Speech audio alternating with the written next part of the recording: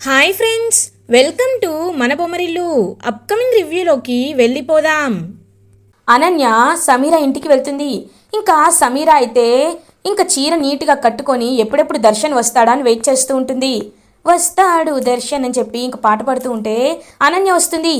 ఏంటనన్య, దర్శన్ వస్తాడనుకుంటే నువ్వొచ్చావేంటి అని అంటుంది సమీర.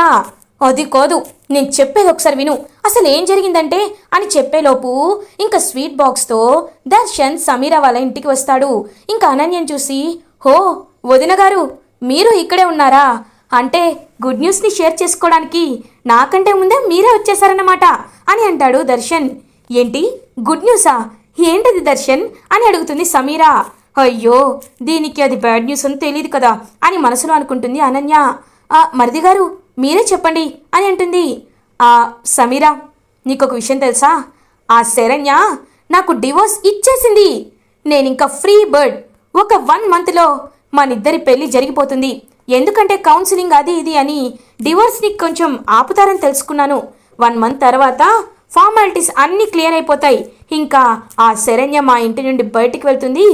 అమ్మ చేతుల మీదుగానే మనిద్దరి పెళ్ళి అంగరంగ వైభవంగా జరుగుతుంది అని అంటారు.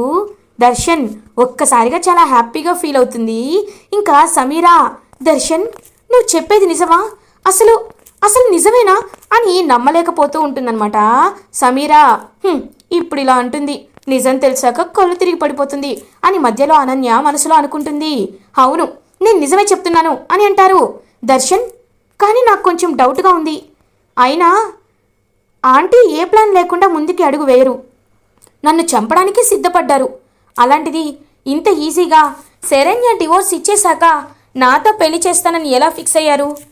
ఆంటీ ఏదైనా కండిషన్ పెట్టారా అని అడుగుతుంది సమీరా. కండిషన్ అంటే అలాంటిదేమీ లేదు సమీరా. అంటే నేను తన ఇంటి నుండి తీసుకొని బయటికి వెళ్ళిపోతానని చెప్పాను కదా, అందుకే. కుటుంబంతో పాటు ఆస్తిని కూడా మా అమ్మ ముక్కలు చేసింది. నా పేరుపై వచ్చే ఆస్తంతా శరణ్యకి రాసిచ్చేమంది. ఇచ్చేశాను. ఎందుకంటే నాకు నీకంటే ఆస్తేమీ ముఖ్యం కాదు అని అంటాడు దర్శన్. ఒక్కసారిగా మైండ్ బ్లాక్ అయిపోతుంది సమీరకి.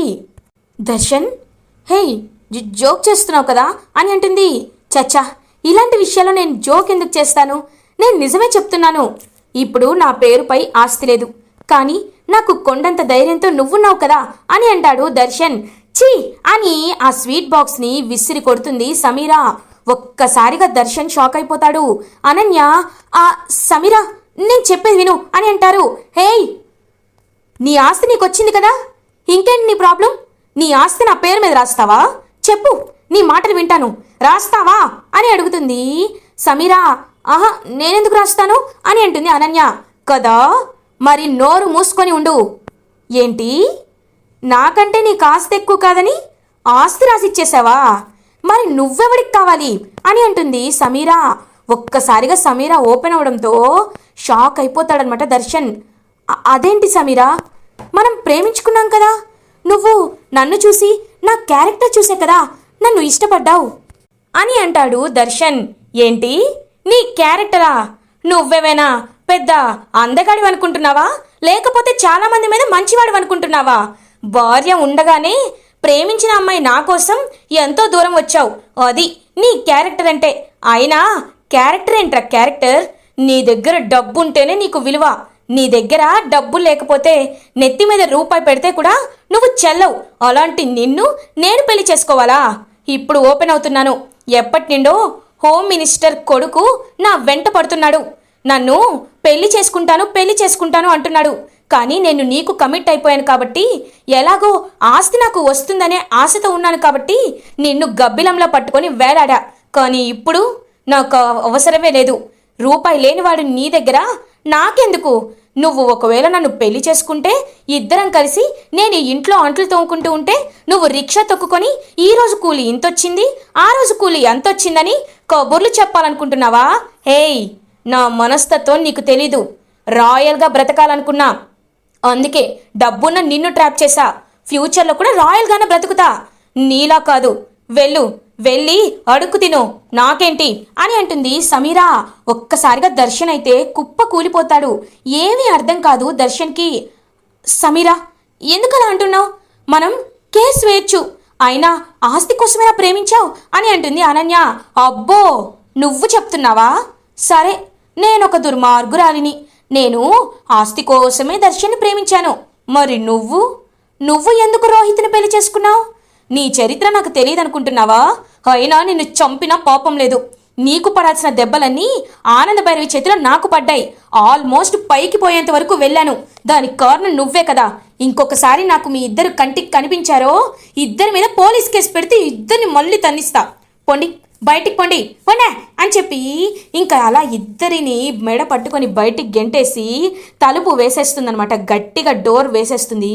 సమీరా, హలో, హా రాజేష్, నువ్వు ప్రపోజ్ చేసావు కదా, ఇప్పుడే వస్తున్నాను, ఇద్దరం బయటికి వెళ్దాం, మంచి హోటల్కి వెళ్దాం అని చెప్పి వాళ్ళ కళ్ళ ముందే రెడీ అయ్యి వెళ్ళిపోతుంది సమీరా. ఒక్కసారిగా షాక్ అయిపోతాడు దర్శన్. ఇంకా అనన్య మరిదిగా అనేలోపు ఛీ, నోరు ముయ్యండి, వదిన వరస అవుతున్నారు కాబట్టి ఇంతకంటే నీచంగా చెప్పలేకపోతున్నాను. అంటే ఆస్తి కోసమే ఇన్ని నాటకాలాడి ఆ దరిద్రాన్ని నాకు తగిలించాలని చూశారు కదా. అర్థమైంది. నేను ఇన్ని రోజులు ఏం కోల్పోయానో, ఏ రాక్షసి మాటలు విని దేవతలాంటి మా అమ్మ మాటల్ని పెడి చెవున పెట్టానో అర్థమైంది. బాగా బాగా బుద్ధొచ్చింది అని చెప్పి ఇంకా అలా నడుచుకుంటూ వెళ్ళిపోతాడు దర్శన్. ఇది ఇలా ఉండగా మార్నింగ్ అవుతుంది. శరణ్య దేవునికి పూజ చేసి ఇంకా ప్రసాదం వండి అందరికీ ఇస్తూ ఉంటుంది. అత్తయ్య, ప్రసాదం తీసుకోండి, మావయ్య గారు అని చెప్పి అందరికీ పాపం ప్రసాదం ఇస్తూ ఉంటే ఇంకా అందరూ చాలా జాలిగా చూస్తూ ఉంటారనమాట. పాపం శరణ్య వైపు, ఎందుకు పెద్దత్తయ్య గారు నా వైపు జాలిగా చూస్తున్నారు అని అడుగుతుంది. పాపం శరణ్య, అమ్మా, ఎప్పుడైనా భర్తే తోడు నీడ అంటారు. కుటుంబం ఎలా ఉన్నా భర్త బాగుంటే చాలు అనుకుంటారు.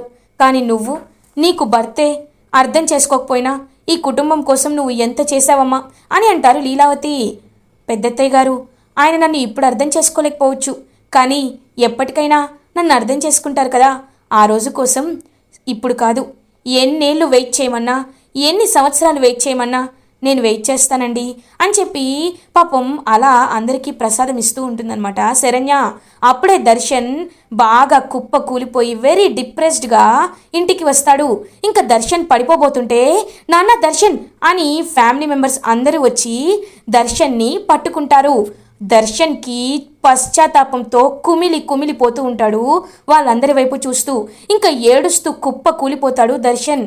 దర్శన్, ఏమైంది నాన్న అని అడుగుతారు ఆనంద భైరవి. అమ్మా అని దర్శన్ ఆనంద భైరవి కాళ్ళు పట్టుకుంటాడు. అమ్మా, తప్పు చేశానమ్మా, పాపం చేశానమ్మా, క్షమించరాని పాపం చేశాను. నువ్వు ఎంత చెప్తున్నా, నువ్వు ఎంత సమీర గురించి నాకు చెప్పినా నేను వినలేదు. నేను నాదే కరెక్ట్ అనుకున్నాను. సమీర నన్ను నిజంగా ప్రాణానికి ప్రాణంగా ప్రేమిస్తుంది అనుకున్నాను. కానీ ఇప్పుడు అర్థమైందమ్మా, ఎవరు ఎలాంటి వాళ్ళో అర్థమైంది. సమీర నాకు ఆస్తి లేదని నన్ను చీకొట్టింది. నా కళ్ళ ముందే ఇంకొకడిని చూసుకుంది. ఇలాంటి దౌర్భాగ్యపు పరిస్థితి నాకు ఇవాళ వచ్చిందంటే దానికి కారణం తనే, నేనే అమ్మా, నేనే కారణం. ప్రేమ అని కనీసం తన గురించి తెలుసుకోకుండా తప్పటడుగు వేశాను. నువ్వు ఎంత సరిదిద్దాలనుకున్నా తప్పే చేశాను. నన్ను క్షమించమ్మా. ఈ పాపాత్ముడికి ఏం చేస్తే ఈ పాపం తొలుగుతుందమ్మా, ఏం చేస్తే తొలుగుతుంది అని పాపం చాలా బాధపడుతూ ఉంటాడు దర్శన్. నాన్న దర్శన్, నీకు ఆ సమీర నిజస్వరూపం తెలిసింది. అది చాలు నాన్న, అది చాలు అని పాపం చెప్తూ ఉంటారు ఆనంద భైరవి. అప్పుడే శరణ్య దగ్గరికి వస్తాడు దర్శన్. శరణ్య, నేను నీకు చాలా అన్యాయం చేశాను. ఆ రాక్షసి మాయలో ఉండి నీకు నేను ఏ భర్త చెయ్యని ద్రోహం చేశాను.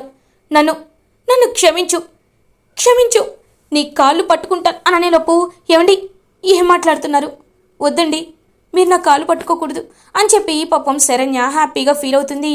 ఇంకా రోహిత్, లీలావతి కోటేశ్వరరావు దగ్గరికి వస్తారు. పాపం దర్శన్, నాన్న దర్శన్, ఇప్పటికైనా నువ్వు శరణ్యని అర్థం చేసుకున్నావు, అది చాలు నాన్న అని అంటారు. పెద్దమ్మ, పెదనాన్న, ఐఎమ్ సో సారీ. మిమ్మల్ని కూడా అజ్ఞానంతో కళ్ళు మూసుకుపోయి చాలా మాటలు అన్నాను, నా పర్సనల్ అన్నాను. చిన్నప్పటి నుండి మిమ్మల్ని చూస్తూ మీ పెంపకంలో పెరిగి కూడా చాలా తప్పుగా మాట్లాడాను, గొంతెత్తి మాట్లాడాను. ఇక జన్మలో ఎప్పటికీ అలా చేయను, నన్ను క్షమించన్నయ్యా అని చెప్పి పాపం పశ్చాత్తాపంతో రోహిత్ని హక్ చేసుకుంటాడనమాట. దర్శన్, రే నువ్వు నా తమ్ముడివిరా, తిట్టుకుంటాం కొట్టుకుంటాం, మనందరం ఒక ఫ్యామిలీరా అని పాపం రోహిత్ హక్ చేసుకుంటాడు దర్శన్ని. ఇదంతా చూస్తూ అనన్య, అవునా అయితే నేనేమైపోవాలి? ఇంకా నయం, దర్శన్ నా గురించి ఇంత చెప్పలేదు, అయినా దర్శన్ అలాంటి క్యారెక్టర్ కాదులే. ఇప్పుడు తెగ సంబరపడిపోతున్నారు, తర్వాత ఏదో ఒకటి చేసి ఈ ఉమ్మడి కుటుంబాన్ని మళ్ళీ ఖచ్చితంగా చేస్తా, ముక్కలు చేస్తా అని మనసులో అనుకుంటుంది అనన్య. ఆనంద భైరవి అనన్య వైపు పొగరుగా చూసావా అని చెప్పి అన్నట్లు చూస్తూ ఉంటుంది. ఇంకా దర్శన్ మారినందుకు ఫ్యామిలీ మెంబర్స్ అందరూ చాలా హ్యాపీగా ఉంటారు. ఇది ఇలా ఉండగా ఆనంద భైరవికి సరోజారావు గారు కాల్ చేస్తారు. హలో ఆనంద గారు, మీతో ఒక ముఖ్యమైన విషయం మాట్లాడాలి. రేపు కాకుండా ఎల్లుండి మంచి ముహూర్తం ఉందంట, కాబట్టి మీ అమ్మాయికి మా అబ్బాయికి ఎంగేజ్మెంట్ చేస్తే చాలా బాగుంటుంది అని అంటారు. అవునా, మరి 2 రోజులంటే తక్కువ దూరం అయిపోతుందేమో, పర్లేదు అందరం కలిసే ఎంగేజ్మెంట్ని ధూమ్ధామ్గా జరిపిద్దాం అని ఆనంద భైరవి అంటారు. ఇంకా ఆనంద భైరవి అందరి దగ్గరికి వచ్చి 2 డేస్లో లహరి ఎంగేజ్మెంట్ అని అనౌన్స్ చేస్తారు. అదంతా విన్న లహరి ఒక్కసారిగా షాక్ అయిపోతుంది. ఇంకా వెంటనే అనన్య, లహరి కరెక్ట్గా దొరికావే, నాకు అక్షయ్ పాత్ర నువ్వు, నీ నుండి ఎంత లాగాలో అంత లాగి ఆనంద భైరవి గజ గజ వణికేలా చేస్తా అని చెప్పి మనసులో అనుకుంటుంది అనన్య. లహరి బాధపడుతూ టెన్షన్ పడుతూ ఉంటే శరణ్య అనన్య దగ్గరికి లహరి దగ్గరికి వెళ్తుంది. లహరి వైపు చూస్తూ, శరణ్య, లహరి ఎందుకు కంగారు పడుతున్నావు, ఏమైంది అని అడుగుతారు. అప్పుడే పక్కనే ఉన్న లెటర్లు దాచిపెట్టేస్తూ ఉంటుందన్నమాట లహరి. ఇదేంటి ఏదో దాచిపెడుతున్నావు, ఏముందమ్మా అని ఆ లెటర్లు తీసుకొని చూసేసరికి ఒక్కసారిగా షాక్ అయిపోతుంది పాపం శరణ్య. వదినా, నువ్వే నాకు ఎలా అయినా హెల్ప్ చేయాలి వదినా అని అడుగుతుంది పాపం లహరి. లహరి నువ్వేమీ కంగారు పడద్దు, అయినా ఒక్క నిమిషం, నాకు ఈ రైటింగ్ ఎక్కడో చూసినట్టు అనిపిస్తుంది అని గుర్తు చేసుకుంటుంది. ఇది అక్క రైటింగ్ కదా, అంటే ఇదంతా కావాలని అక్కే చేయించిందా? లహరి నేను ఒకటి అడుగుతాను చెప్పు, ఆ రోజు నీకు తెలియకుండానే నువ్వు పాయిజన్ పెట్టాను మహేష్కి అని చెప్పావు కదా, నీకు అసలు ఆ పాయిజన్ బాటిల్ ఆ స్లీపింగ్ పిల్స్ బాటిల్ ఎవరిచ్చారు అని అడుగుతారు. నాకు ఆ బాటిల్ని అనన్య వదిన ఇచ్చింది వదినా అని అంటారు. ఒక్కసారిగా మ్యాటర్ మొత్తం అర్థమైపోతుంది శరణ్యకి. ఒకసారి రా, నేను చెప్తాను, రా చెప్తా అని చెప్పి శరణ్య ఇంకా లహరిని తీసుకువెళ్తుంది. అప్పుడే కరెక్ట్గా ఇంకా అనన్య అయితే మళ్ళీ ఇంకొక లెటర్ రాయడానికి రెడీ అయిపోతుంది. ఇంకా లెటర్లో, ఏంటి లహరి 2 రోజుల్లో ఎంగేజ్మెంట్ అని తెగ సంబరపడిపోతున్నావా? నీ గుట్టు నా చేతిలో ఉందని మర్చిపోవద్దు, నేనున్నాను కదా.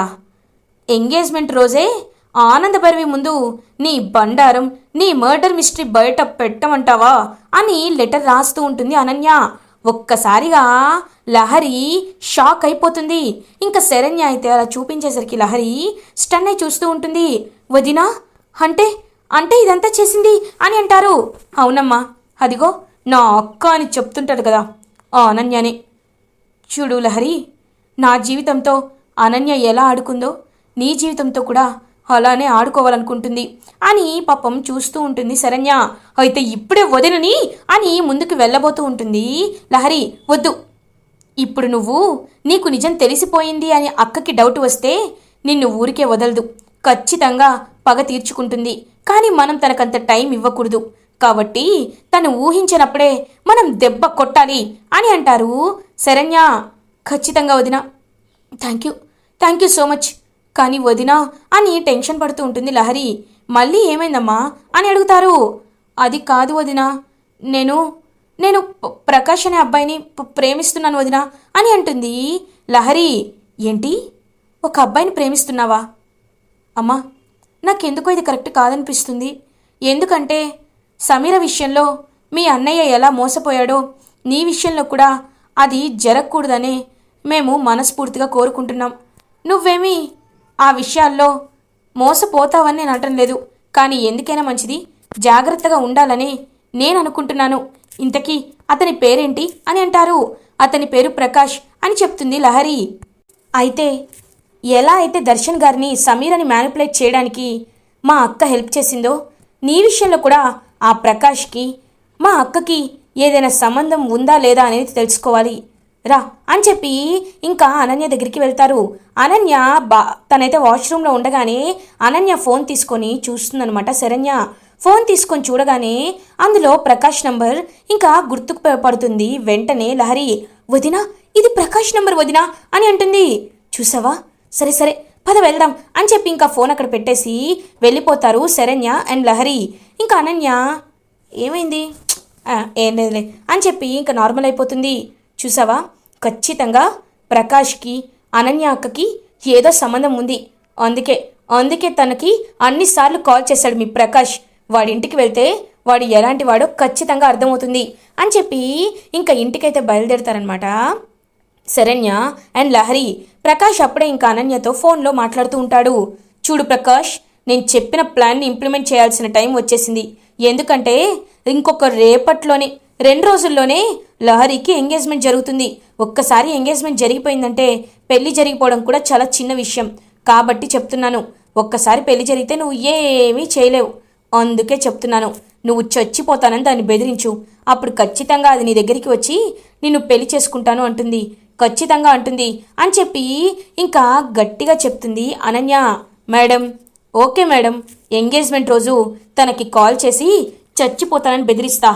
అప్పుడు ఖచ్చితంగా నన్ను తనొచ్చి పెళ్లి చేసుకుంటుంది అని చెప్పి బయటికి చెప్తూ ఉంటాడు ప్రకాష్ మాటలు విని లహరి ఒక్కసారిగా స్టన్ అయిపోతుంది. వదిన, వాణ్ణి ఎంతో ప్రేమించాను వదిన, కానీ వాడు మాత్రం నన్ను మోసం చేశాడు. వీణ్ణి ఊరికే వదలకూడదు వదిన అని చాలా ఇంకా ఏడుస్తూ ఉంటుంది లహరి. చూడమ్మా లహరి, ఇప్పుడు ఏడిస్తే నీకు ఏమి ఒరగదు, కానీ అత్తయ్య గారు చెప్పిన పెళ్లి చేసుకుంటే నీ లైఫ్ చాలా బాగుంటుంది. అవును, అతన్ని నువ్వు ఎప్పుడైనా కలిసావా అని అడుగుతారు. సరోజారావు గారి అబ్బాయా వదినా? ఒకసారి కలిశాను వదినా, కానీ అతను నాతో మిస్బిహేవ్ చేయలేదు. నాకు ఇష్టం లేదని ఇబ్బందిగా ఫీల్ అవుతూ ఉంటే అతను కూడా నన్ను ఎక్కువ మూవీకి వెళ్దామని ఫోర్స్ చేయలేదు. అతను చాలా మంచివాళ్ళ ఉన్నాడు వదినా అని అంటుంది. చూసావా, ఆనంద అత్తయ్య గారు ఏదైనా నిర్ణయం తీసుకున్నారంటే అది ఖచ్చితంగా జరుగుతుంది అని చెప్పి ఇంకా హ్యాపీగా చెప్తారు, కరెక్ట్గా ఉంటుందని. శరణ్య, ఇది ఇలా ఉండగా లహరి సరోజారావు గారి అబ్బాయి ఎంగేజ్మెంట్ డే అయితే వచ్చేస్తుంది. అందరూ హ్యాపీగా ఎంగేజ్మెంట్కి రెడీ అవుతూ ఉంటే ప్రకాష్ లహరికి కాల్ చేస్తాడు. అనన్య ఇదంతా దొంగచాటుగా చూస్తూ ఉంటుంది. హలో లహరి, ఇవాళ నీకు ఎంగేజ్మెంట్ అంతే కదా, నువ్వు ఎందుకు నాకు ఈ విషయాన్ని చెప్పలేదు? లహరి, నువ్వు లేకుండా నేను బ్రతకలేను, నేను చచ్చిపోతాను లహరి, నేను చచ్చిపోతాను అని చెప్పి కాల్ కట్ చేస్తాడనమాట ప్రకాష్. హలో ప్రకాష్, అయ్యో ఇదేంటి ప్రకాష్ చచ్చిపోతానంటున్నాడు అని చెప్పి ఏడుస్తూ ఉంటుంది లహరి కావాలని అనన్యని గమనిస్తూ. ఇది పిచ్చిది, ఇప్పుడు ఖచ్చితంగా వెళ్ళిపోతుంది అని ఇంకలా చూస్తూ ఉంటుందన్నమాట అనన్య. కానీ హ్యాపీగా పెళ్లి కూతుర్లా రెడీ అయ్యి ఎంగేజ్మెంట్కి కిందకి వస్తుంది రెడీ అయ్యి. లహరి ఒక్కసారిగా షాక్ అయిపోతుంది. అనన్య, ఇదేంటి ఏమీ జరగనట్టు కిందకొస్తుంది అని చెప్పి చూస్తూ ఇంకా పెళ్లి కొడుకు పక్కనే కూర్చుంటుంది. ఇంక పక్కన కూర్చొని హ్యాపీగా ఎంగేజ్మెంట్ అయితే జరుగుతూ ఉంటుందన్నమాట. అదంతా చూస్తూ అనన్య మైండ్ బ్లాక్ అయిపోతుంది. అప్పుడే వెనక్కి తిరిగి చూసేసరికి అక్కడ శరణ్య ఉంటుంది. రా అని చెప్పి శరణ్యని గట్టిగా అనన్యని చెయ్యి పట్టుకొని తీసుకువెళ్తుంది. హేయ్ ఏంటి అని అంటుంది. 2 చెంపల మీద పడేలని కొడుతుందనమాట శరణ్య. ఒక్కసారిగా అనన్య షాక్ అయిపోతుంది. హేయ్ ఏం చేస్తున్నావే అని అంటుంది. ఇంకొకసారి కొడుతుంది. నా జీవితాన్ని నాశనం చేయాల్సి కాకుండా ఇప్పుడు లహరి జీవితాన్ని కూడా నాశనం చేయాలనుకుంటున్నావా? నేను చూస్తూ ఊరుకుంటాను అనుకుంటున్నావా? నీకంత సీన్ లేదు. చూడక్క, ఇన్ని రోజులు నా అక్కవి కదా అని నిన్ను దూరం పెట్టకుండా నిన్ను మన మనిషే అని నువ్వు చేస్తున్న తప్పులన్నింటినీ వదిలేశా. కానీ ఇప్పుడు చెప్తున్నా, ఇంకొకసారి నా జోలికి కానీ దర్శన్ గారి జోలికి కానీ ఒకవేళ లహరి జోలికి కానీ వచ్చావని చెప్పావనుకో, నేను కాదు ఆనంద అత్తయ్య గారికి నీ సంగతి చెప్తా. తెలుసు కదా, అత్తయ్య గారు నిన్ను ఇంట్లో కాదు కదా కనీసం ఈ లోకంలో కూడా లేకుండా చేస్తారు, గుర్తుపెట్టుకో అని చెప్పి గట్టిగా వార్నింగ్ ఇచ్చి అక్కడి నుండి వెళ్ళిపోతుంది శరణ్య. అనన్య ఒక్కసారిగా కుప్ప కూలిపోతుంది. ఇలా ఎపిసోడ్ ఎండ్ అవుతుంది. ఫర్దర్ ఎపిసోడ్ రివ్యూస్ ముందుగా మీకు కావాలి అనుకుంటే మా ఛానల్ని సబ్స్క్రైబ్ చేసుకోండి. Thanks for watching.